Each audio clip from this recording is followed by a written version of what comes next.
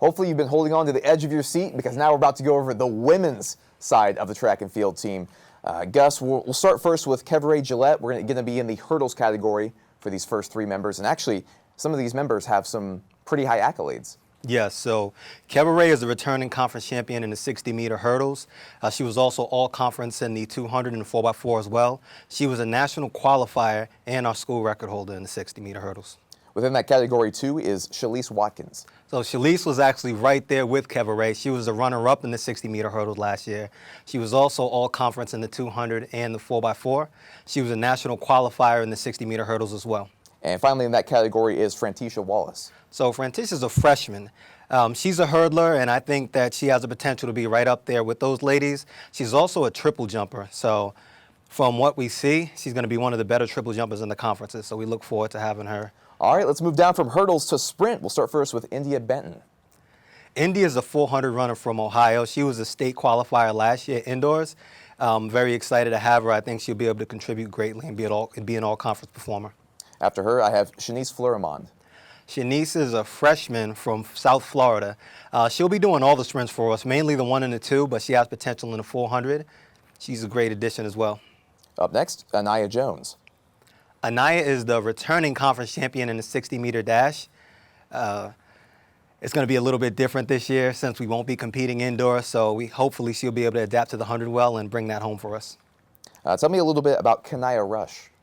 Kanaya has won the last 3 conference 200-meter championships, so that is indoor and outdoor in 2019 and indoor in 2020. She's also our school record holder in the 400, and she's been the conference runner-up in the 60-meter dash.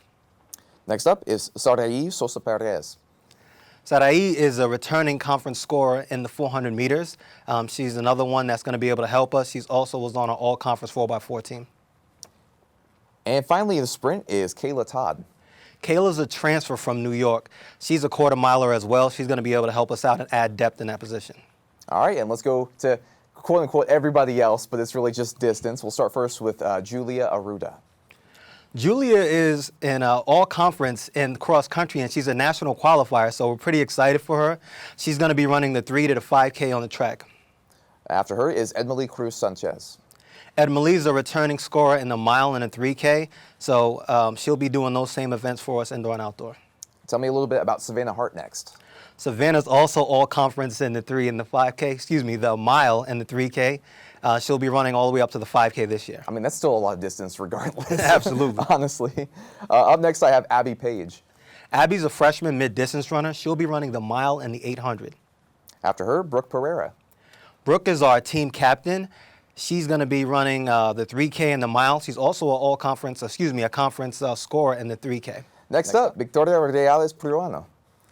Victoria is a transfer sophomore from Spain. She'll be running the mid-distances for us. And I believe that is it, finally, for the women's team. So we got through the men's team and the women's team.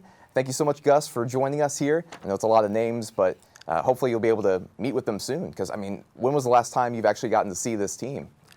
We haven't had practice since the second week of December, so tomorrow will be our first practice. That'll be February 2nd. Well, good luck, because I'm sure we're all going to need it. Absolutely. Especially after that long of a break. And keep in mind, you can keep up to date with all the schedule changes or whatever else COVID may bring this year at www.iueredwolves.com. That will be for all the sports, not just track and field, but at least specifically for this sport, it will be tremendous in helping out. When we come back, we're going to have more here. Don't go anywhere.